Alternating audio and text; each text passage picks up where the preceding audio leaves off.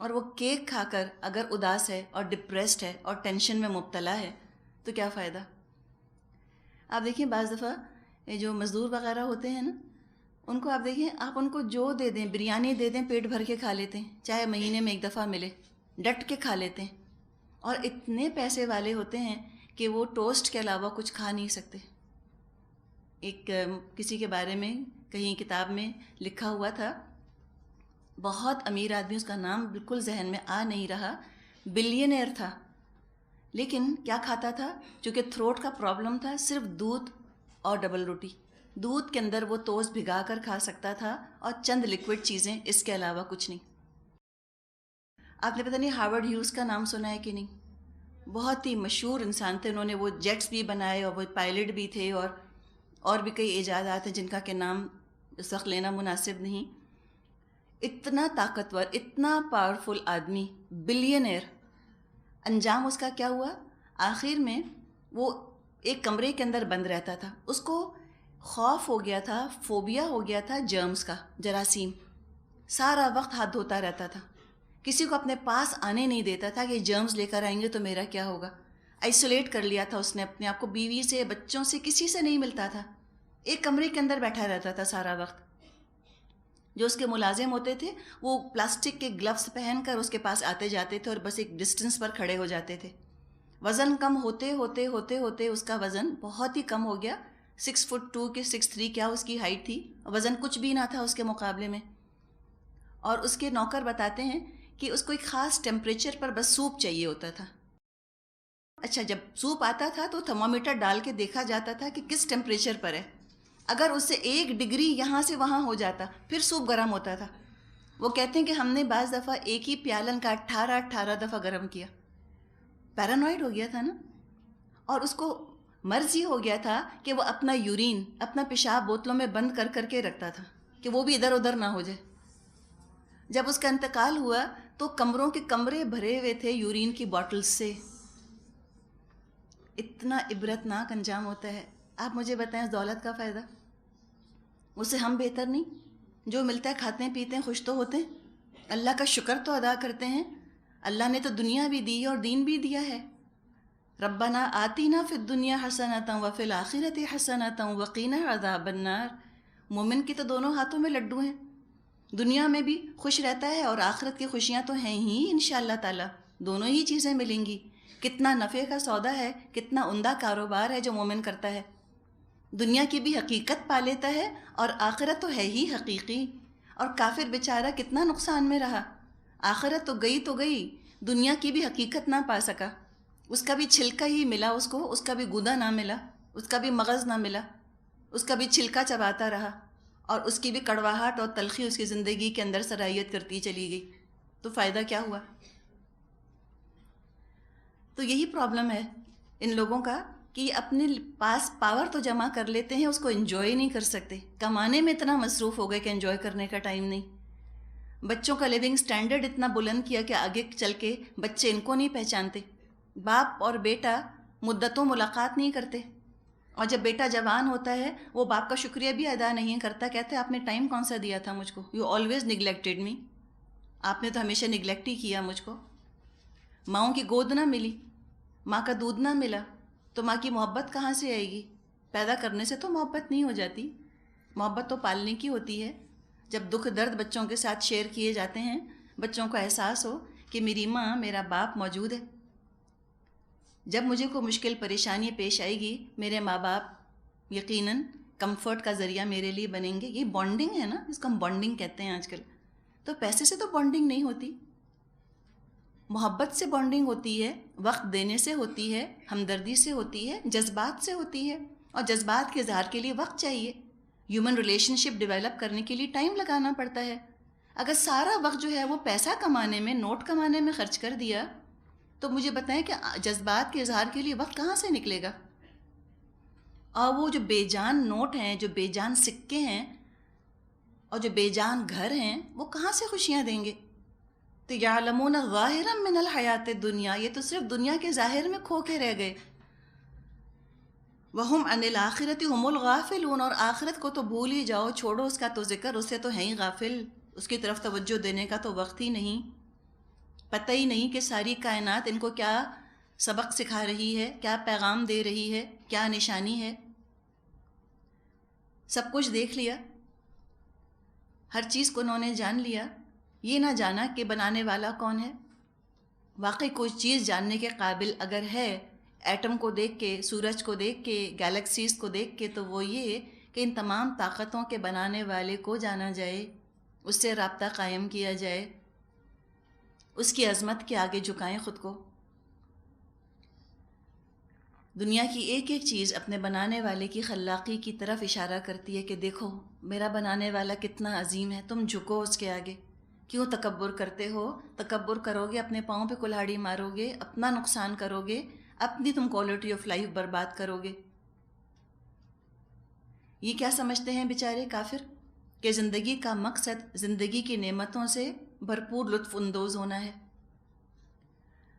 اگر حقیقت جانتے تو پتہ چلتا کہ زندگی کا مقصد نعمتوں سے بھرپور لطف اندوز ہونا نہیں، وہ تو ثانوی فائدہ ہے، سیکنڈری فائدہ ہے۔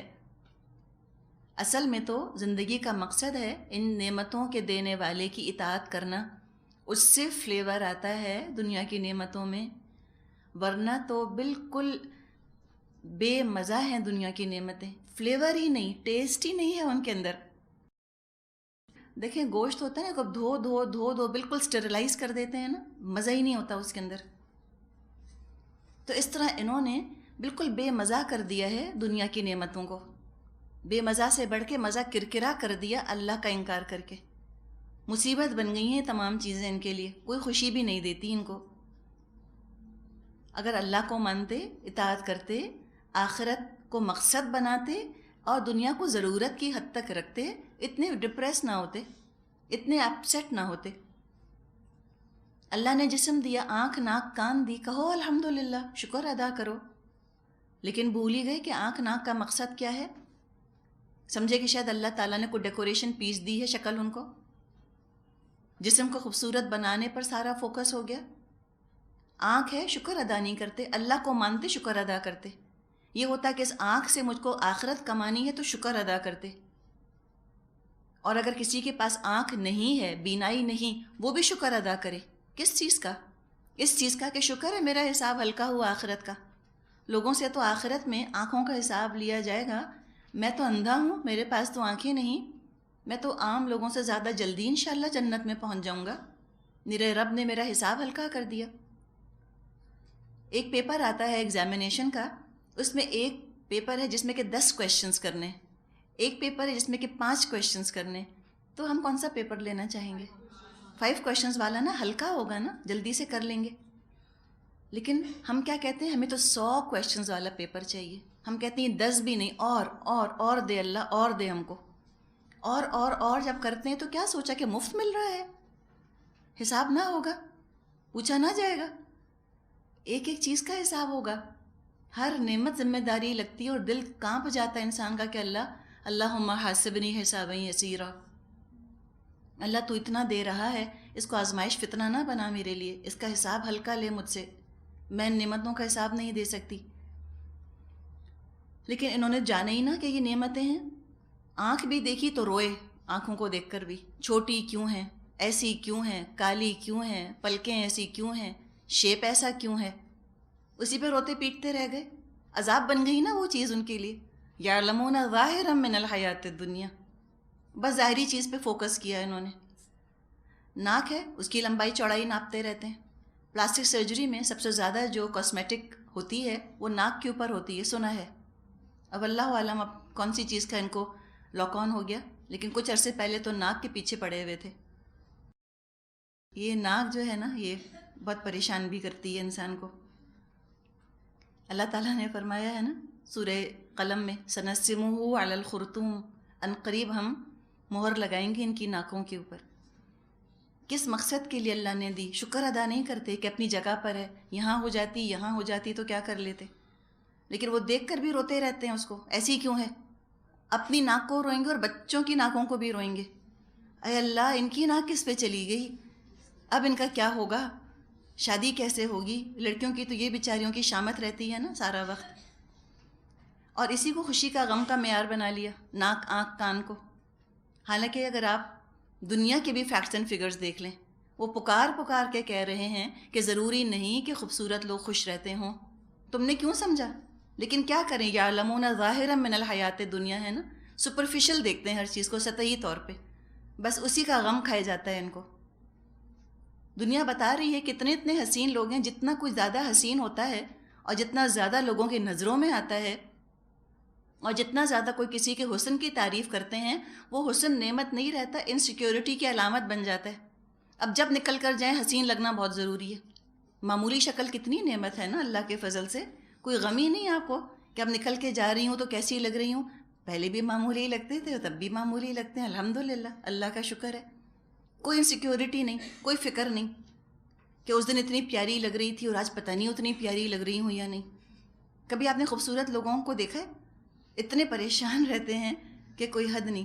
بڑھاپا آنا جو ہے وہ قیامت ہوتا ہے ان کے لیے. کبھی پڑھیں ایکٹریسز کے بارے میں، ان کا پہ پاس ٹائم بڑھاپے میں یہ رہ جاتا ہے کہ اپنی پرانی موویز دیکھتی رہتی ہیں بیٹھی ہوئی اور روتی رہتی ہیں اس کے اوپر، یا پھر وہ سرجری کرواتی رہتی ہیں. کتنی بھی سرجری کروا لیں، 60 سال 70 سال کی عورت کبھی 18 سال کی نہیں لگ سکتی، ناممکن ہے. ایسی چیز کے پیچھے بھاگنا جو کہ مراج ہے، ایک سراب ہے، جو گزر گیا اس کو گزرنے دیں. لیکن نہیں، وہ حسن جو ہے مصیبت بن گیا ان کے لیے. اسی طرح دولت، کوئی ضروری نہیں کہ جس کے پاس دولت ہو وہ بہت خوش رہے. ابھی آپ کو ایک مثال بتائی ہارورڈ ہیوز کی. اسی طرح ایک اور آپ نے نام سنا ہوگا اوناسس کا. اوناسس تھے، ان کی بیٹی تھیں کرسٹینا اوناسس. ایک ہی تو یعنی کہ وارث بچی نا، بیٹے کا انتقال ہو گیا کریش میں، اوناسس کے بیٹے کا. پھر یہ بیٹی بچی. یہ امیر ترین آدمی کہلاتے تھے دنیا کے. ان کی ساری دولت ان کی بیٹی کو ملی، تقریباً ساری. تو سوچیں ان کو تو کتنا خوش ہونا چاہیے تھا. ان کا حال آتا ہے نیوز کے اندر، کہیں پڑھ رہی تھی کہ کرسٹینا اوناسس کے بچے نے کہا کہ اماں مجھ کو ایک دمبا چاہیے، لیمب.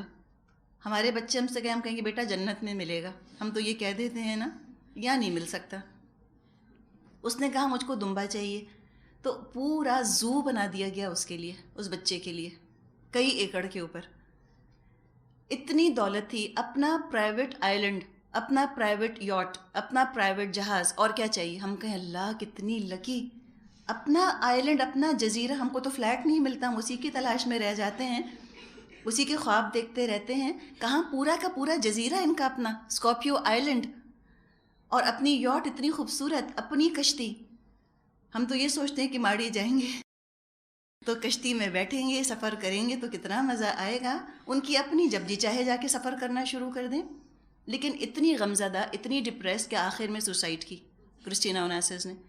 یہ ہمارے سامنے یہ سب چیزیں ہیں، تب بھی ہم دوڑ لگاتے رہتے ہیں، ہم پیسہ پیسہ، خوبصورتی خوبصورتی کہتے رہتے ہیں. کوئی کمی ان کے پاس نہیں ہوتی. لیکن جب زندگیوں پہ ذرا سا غور کریں تو پتہ چلتا ہے کہ نہیں، یہ سب ظاہری چیزیں ہیں، کچھ بھی نہیں. اور انسان کی پھر اپنی ترجیحات بدلتی ہیں، اپنی پرائیورٹیز چینج ہوتی ہیں. خوشی اور کامیابی کا اصلی معیار، اس کا اصل سورس انسان کو مل جائے، اور وہ یہ ہے کہ اللہ کے نعمتوں کو اللہ کے بتائے ہوئے طریقے پر استعمال کرنا، اور الحمدللہ، شکر اللہ کا ادا کرنا. شکر خوشی دیتا ہے، دل بھر جاتا ہے جب انسان کہتا ہے نا الحمدللہ، کہتا ہے اللہ تیرا شکر ہے، اتنا کچھ تو نے دیا. ہر چیز کو انسان ذمہ داری سے استعمال کرتا ہے، خوش رہتا ہے، اس کا ضمیر مطمئن رہتا ہے. جو انسان کانوں سے سنتا ہے، جو آنکھوں سے دیکھتا ہے، جو زبان سے بولتا ہے، یہ تمام چیزیں انسان کے اندرونی وجود پر، انٹرنل بینگ پر گہرا اثر ڈالتی ہیں. خوبصورتی سکون و خوشی نہیں دیتی، خوبصورت بات سکون دیتی ہے. اچھی بات بولنا انسان کو پرسکون کرتا ہے. تو پرفیکٹ بیوٹیز کی بڑی عبرتناک زندگیاں گزر چکیں، بڑے بڑے امیر لوگوں کی عبرتناک زندگیاں گزر چکیں. یہ خود بھی بیچارے آرٹیفیشل زندگیاں گزارتے ہیں. یہ ڈسپلے پر چونکہ رہتے ہیں نا، they can't be their own selves. یہ خود جیسے ہوتے ہیں یہ اس کو ظاہر بھی نہیں کر سکتے. ان کو ساری زندگی پریٹینڈ کرنا پڑتا ہے دوسروں کے سامنے کہ ہم کیسے ہیں. ایک امیج لوگوں نے ذہن میں بنا لیا ہوتا ہے بہت ہی اعلیٰ قسم کا، and they have to live up to their expectations. جو دوسروں کی توقعات ہوتی ہیں وہ اسی پر پورا اترنے کی فکر میں زندگیاں گزار دیتے ہیں، نتیجے میں ڈپریشن کا شکار ہوتے ہیں، ٹینشن کا شکار ہوتے ہیں، اصل ایسنس پا ہی نہیں سکتے زندگی کا، پریٹینڈ کرنے میں زندگیاں گزر جاتی ہیں، ایکٹنگ کرنے میں زندگیاں گزر جاتی ہیں، آرٹیفیشل نقلی زندگیاں۔ اگر زندگی کا اصل حسن پانا چاہتے ہو، بامقصد زندگی چاہتے ہو، تو بڑا سمپل طریقہ بتایا گیا ہے اس کو حاصل کرنے کا، اور وہ یہ ہے کہ تم ذرا اللہ کی تخلیق پر غور کرو تاکہ مقصد سمجھو۔ اور یہ جو یہاں آگے آیات ہیں ان کا سورس بتایا جا رہا ہے کہ اگر اللہ کا کلام تم تک نہیں پہنچا تو اللہ کی کائنات کو تو دیکھ رہے ہو، اسی پر غور کر لو، اللہ کی عظمت سمجھ آ جائے گی۔ چاہے ریگستان میں ہو، کسی کاسموپولیٹن شہر میں ہو، تم جان لو گے تمہارا مقصد کیا ہے۔ فرمایا آیت نمبر 8، اولم یتفکروا فی انفسہم، کیا انہوں نے کبھی اپنے آپ میں غور نہیں کیا؟ ما خلق اللہ السماوات والارض وما بینہما الا بالحق واجل مسمی وان کثیرا من الناس بلقاء ربہم لکافرون۔ اللہ نے زمین اور آسمانوں کو اور ان ساری چیزوں کو جو ان کے درمیان ہیں برحق اور ایک مقررہ مدت ہی کے لیے پیدا کیا ہے، مگر بہت سے لوگ اپنے رب کی ملاقات کے منکر ہیں۔ اللہ تعالیٰ نے ایک لمیٹڈ ٹائم کے لیے بنایا ہے، تو بہت فکر نہ کرو، نہ اس دنیا کی ناکامی سے تم اداس ہو، نہ اس کی کامیابیوں پر تم آپے سے باہر ہو۔ ہر چیز کا بدلہ مل جائے گا، ایک وقت تک کے لیے اللہ نے بنایا ہے، ہر چیز عارضی ہے، ٹیمپرری ہے، ٹرانزینٹ ہے، اور حساب اس وقت لیا جائے گا جب تمام انسانیت کے اعمال اور ان کے چھوڑے ہوئے اثرات کا اثر ختم ہو جائے گا، تب اللہ تعالیٰ حساب لے گا۔ تو ان کو چاہیے اپنے بارے میں غور کریں، اپنے نفس کے اندر جو اللہ کی آیات نشانیاں نظر آتی ہیں ان کو بھی دیکھیں۔ آیات انفسی بھی ہیں، آیات آفاقی بھی ہیں، آیات قرآنی بھی ہیں، جس طرف ان کا رجحان ہو انہی آیات پہ غور کر لیں، اور یہ کریں کہ رب سے ملاقات کی تیاری شروع کر دیں۔ اللہ سے ملنا ہے، اور یہ ملنا کوئی بائی دا وے کا ملنا نہیں ہوگا، حساب دینے کے لیے اللہ سے ملنا ہے۔ جو کچھ بھی دنیا میں کیا ہے وہ اللہ دیکھے گا، اور جب اعمال کو ڈسپلے کرنا ہے اللہ کے سامنے تو ان کی کوالٹی کی فکر انسان ضرور کرے گا۔ جب ایگزیبیشن کے لیے کوئی چیز بنائی جاتی ہے وہ بہت خوبصورت بنائی جاتی ہے، اور انسان کے اندر ہے ٹینڈنسی، ایگزیبیشنزم ہے انسان میں، اپنی خوبیوں کا اظہار بھی چاہتا ہے اور اپنی خوبیوں کو دوسروں کے سامنے وہ دکھانا بھی چاہتا ہے۔ یہ ہے فطری طور پہ انسان کے اندر چیز موجود ہے۔ اس کو چینلائز کیا ہے قرآن نے کہ ٹھیک ہے، تم ایگزیبٹ کرنا چاہتے ہو، تم ڈسپلے کرنا چاہتے ہو، تو تم ایسے حقیر حقیر انسانوں کے سامنے مت ڈسپلے کرو، تم جو ہو تم اللہ کے سامنے ڈسپلے کرنا، اس کائنات کے رب کے سامنے تم دکھانا اپنے اعمال، اس کو دکھانے کے لیے تم عمل کرو۔ تو وہ بھی تو گرینڈ ایگزیبیشن ہونا ہے نا قیامت کے دن، تو پرفیکشن کے ساتھ عمل کرو، بہت سجاؤ۔ دنیا بھی بڑی سجی ہے، تم نے بڑا سجایا دنیا کو، لیکن یہاں کی سجاوٹ تو یہاں کے ساتھ ختم ہو جائے گی، لیکن تم تو نہیں ختم ہوگے، تمہارے اعمال تو ختم نہیں ہوں گے، تم کو تو اللہ کے سامنے کھڑا ہونا ہے اور اپنا حساب دینا ہے۔ اب جن کو دنیا سجانے سے فرصت نہیں، وہ آخرت سجانے کا ٹائم نہیں پاتے، اور اس کا انہوں نے طریقہ یہ نکالا کہ انکار ہی کر دو کہ آخرت آئے گی ہی نہیں، تو ان کے انکار کرنے سے آخرت غائب تو نہیں ہو جائے گی۔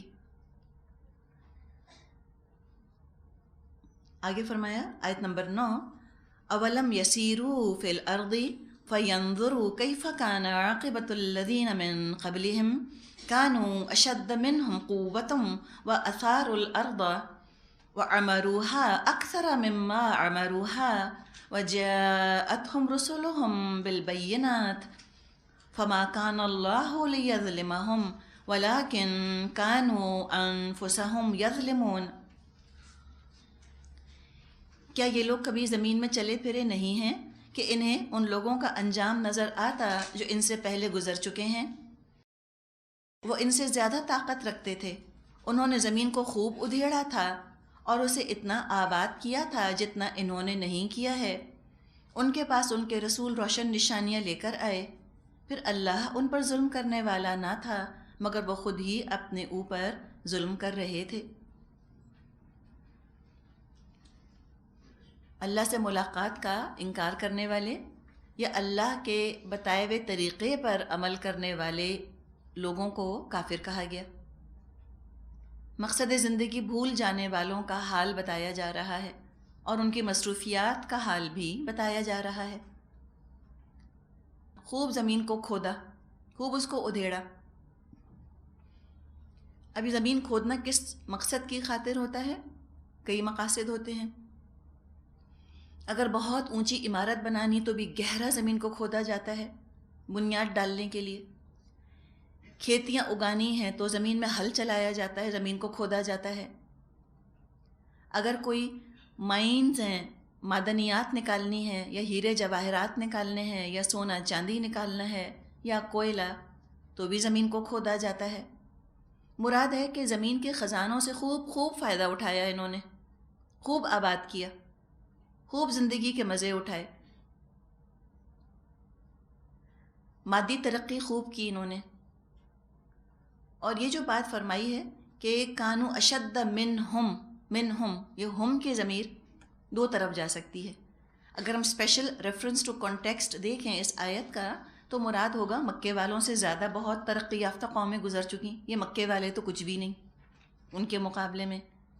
عاد اور سمود جیسی عظیم الشان قوتیں گزر چکی ہیں، آل فرعون گزر چکے ہیں، یہ کیا ہے؟ یہ تو کچھ بھی نہیں مکے والے ان کے مقابلے میں۔ تو ہم کی ضمیر مکے والوں کی طرف بھی جا سکتی ہے۔ اور اگر ہم اس کو جنرل ریفرنس ٹو کانٹیکسٹ میں دیکھیں تو ہم کی ضمیر آج کل کے لیے بھی ہو سکتی ہے، آج جنہوں نے دنیا کو بسایا ہوا ہے، تو ہو سکتا ہے کہ یہ آج کے دور کی بھی بات ہو کہ اشد منہم قوتاً واثاروا الارض وعمروها اکثر مما عمروها، کہ آج اگر اے دنیا والو تم سمجھ رہے ہو کہ تم ہی نے پہلی دفعہ تاریخ میں ترقی کی ہے، ہو سکتا ہے تمہاری غلطی ہو، یہ ہو سکتا ہے اس سے پہلے کوئی دور گزر چکا ہو دنیا میں جب دنیا والوں نے بہت ترقی کی ہو، اور آج آرکیولوجسٹس وغیرہ کچھ اس طرح کے حقائق بیان کرتے ہیں کہ کوئی ایک کانٹیننٹ تھا، اٹلانٹس، آپ نے سنا ہوگا، اٹلانٹس تھا، اور پھر وہ سمندر کے اندر چلا گیا۔ وہ کہتے ہیں برمیوڈا ٹرائنگل جہاں پر ہے وہاں پر وہ اٹلانٹس کہیں دفن ہے، پانی کے نیچے ڈوب گیا، اور وہاں بڑی ترقی کی تھی لوگوں نے، سولر انرجی ہارنس کر لی تھی، اور ایکسٹرا ٹیریسٹریلز بھی آتے جاتے رہتے تھے ان کے ہاں۔ واللہ عالم، ہو سکتا ہے کوئی دور گزرا ہو، ہم کیا کہہ سکتے ہیں؟ کیا پتہ دنیا نے کتنی ترقی کی ہو کسی زمانے میں۔ سلیمان علیہ السلام کا دور سوچ لیجئے، کیسے ہواؤں کو مسخر کر دیا تھا اللہ نے ان کے لیے، اور کیسے وہ پرندوں کی بولیاں اور چوٹیوں کی بولی سمجھا کرتے تھے۔ تو آج تو سائنس نے اتنی ترقی نہیں کی جتنی ایک زمانے میں گزر چکی۔ تو یہ بھی ہماری تنگ نظری ہوگی، کم علمی ہوگی کہ ہم یہ کہیں کہ جتنی ترقی دنیا میں آج ہوئی ہے اتنی کبھی بھی نہ ہوئی، کیا پتہ کوئی دور گزرا ہو، وی ڈونٹ نو۔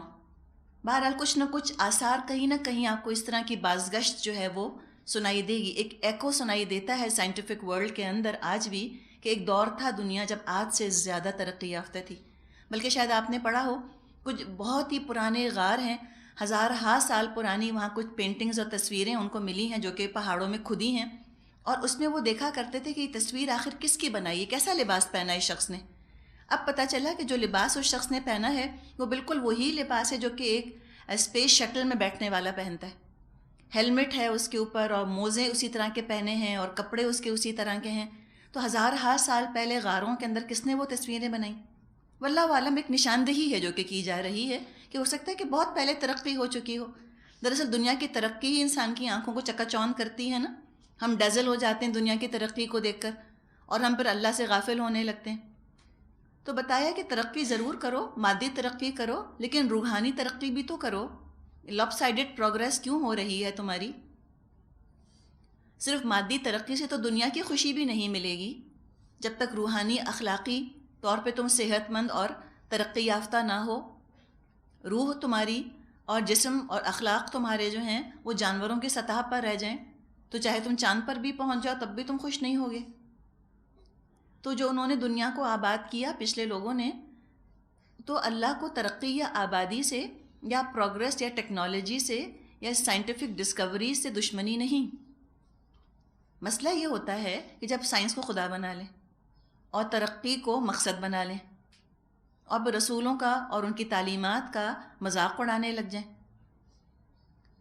تو اللہ کو پھر غصہ آتا ہے، اللہ کا غضب بھڑکتا ہے۔ اللہ تعالیٰ پھر بھی وارننگ کے طور پہ اپنے رسول بھیجتا رہا ان قوموں کے پاس، لیکن انہوں نے مان کر نہ دیا، اپنے ہی اوپر ظلم کیا۔ اللہ نے کیا ظلم کیا ان کے اوپر؟ اپنا ہی برا کیا۔ رسول آ کر بتایا کرتے تھے کہ دیکھو تم دنیا کو استعمال کرو لیکن احتیاط کے ساتھ، اکاؤنٹیبلٹی ہوگی۔ یہ بات قوموں کو پسند نہ آتی تھی اور وہ گناہوں میں ڈوبا رہنا ہی پسند کرتے تھے۔ تو فرمایا ان کا انجام کیا ہوا؟ آیت نمبر 10، ثم كان عاقبة الذين أساءوا السوء ان كذبوا بآيات الله وكانوا بها يستهزئون۔ آخر کار جن لوگوں نے برائی کی تھی ان کا انجام بہت برا ہوا، اس لیے کہ انہوں نے اللہ کی آیات کو جھٹلایا تھا اور وہ ان کا مذاق اڑاتے تھے۔ جیسے احسن کا مؤنث حسنہ ہوتا ہے، اسی طرح اسوا کا مؤنث سوء ہوتا ہے۔ اور یہاں پر سمجھے ایک اخلاقی روحانی مرض کی نشاندہی کی جا رہی ہے۔ اکثر و بیشتر، الا ماشاء اللہ، ایکسیپشنز ہوں گے ضرور، اکثر و بیشتر یہ ہوتا ہے کہ جب دنیاوی ترقی ہوتی ہے، مادی ترقی ہوتی ہے، دنیا کا علم زیادہ ہو جاتا ہے، تو عاجزی کے بجائے تکبر آ جاتا ہے لوگوں میں، ایروگنس آ جاتا ہے، بدتمیز ہو جاتے ہیں۔ نبیوں کا ان قوموں نے مذاق اڑایا اور ان کی تعلیمات کا بھی مذاق اڑایا، اور نبیوں کے طریقے اور تعلیمات پر عمل کرنے والوں کو یہ گھٹیا اور بے وقوف سمجھتے رہے، بیکورڈ سمجھتے رہے، تو ان کی بدتمیزی کی، ان کی ایروگنس کی ان کو سزا ملی، بہت برا انجام ہوا ان کا۔ مذاق بھی کس کا اڑایا؟ اللہ کے رسولوں کا۔ تو اللہ تعالیٰ تو پھر ضرور ہی بدلہ لیتا ہے، اور ٹکر بھی لی تو کس سے؟ اس کا ذکر ہے، اللہ یبدأ الخلق ثم یعیدہ ثم الیہ ترجعون۔ اللہ ہی خلق کی ابتدا کرتا ہے، پھر وہی اس کا اعادہ کرے گا، پھر اسی کی طرف تم پلٹائے جاؤ گے۔ اور جب وہاں پہنچو گے تو تم کو اندازہ ہوگا کہ ہم نے کس کا انکار کیا، ہم نے کس کی تعلیمات کا مذاق اڑایا۔ اس دن پچھتائیں گے، افسوس کریں گے، لیکن یہ پچھتانا افسوس کرنا دنیا میں ہوتا تو استغفار کی شکل میں ظاہر ہوتا تو اللہ ان پر مہربان ہو جاتا۔ قیامت کے دن کا پچھتانا یا استغفار میں شمار نہ ہوگا، فائدہ نہ دے گا۔ اسی صورتحال کا ذکر فرمایا، وَيَوْمَ تَقُومُ السَّاعَةُ يُبْلِسُ الْمُجْرِمُونَ، اور جب وہ ساعت برپا ہوگی اس دن مجرم مایوس رہ جائیں گے۔ ابلسا یبلسو، بالکل مایوس، اللہ کی رحمت سے مایوس، حیرت کی وجہ سے گنگ رہ جانا، یہ مطلب ہوتا ہے ابلسا یبلسو کا، ڈم فاؤنڈیڈ جس کو ہم کہتے ہیں۔ خوف کی وجہ سے دم بخود، ڈر کی وجہ سے زبان سے بات نہ نکلے گی، رنج اور غم کی وجہ سے دل ٹوٹ جانا، ابلسا یبلسو۔ فرسٹریٹڈ ہوں گے، ڈیسپریٹ ہوں گے، اپسیٹ ہوں گے۔ یہ حال بیان کیا ہے کہ جب الساعہ قائم ہوگی، قیامت قائم ہوگی، تو مجرموں کا یہ حال ہوگا۔ اور مجرم وہ جس نے کہ اللہ کا قانون توڑا تھا، اللہ کی نظر میں کرمنل۔ دنیا میں تو سنر کہنے پر راضی نہیں ہوتے، خفا ہوتے ہیں کہ سن کا نام لیا کیوں، کسی کو سنر کہا کیوں۔ تو دنیا کا سنر ہونا یہ تو بڑے فخر کی بات ہے، ہاں ہم ہیں سنر، ہم توڑتے ہیں اللہ کے قوانین، ہم نہیں مانتے۔ اس ڈیفائنٹ ایٹیٹیوڈ کو سمجھتے ہیں کہ بہت ہم کانفیڈنس کا مظاہرہ کر رہے ہیں، تو دنیا کا جو سنر ہے اللہ کا کرمنل ہے،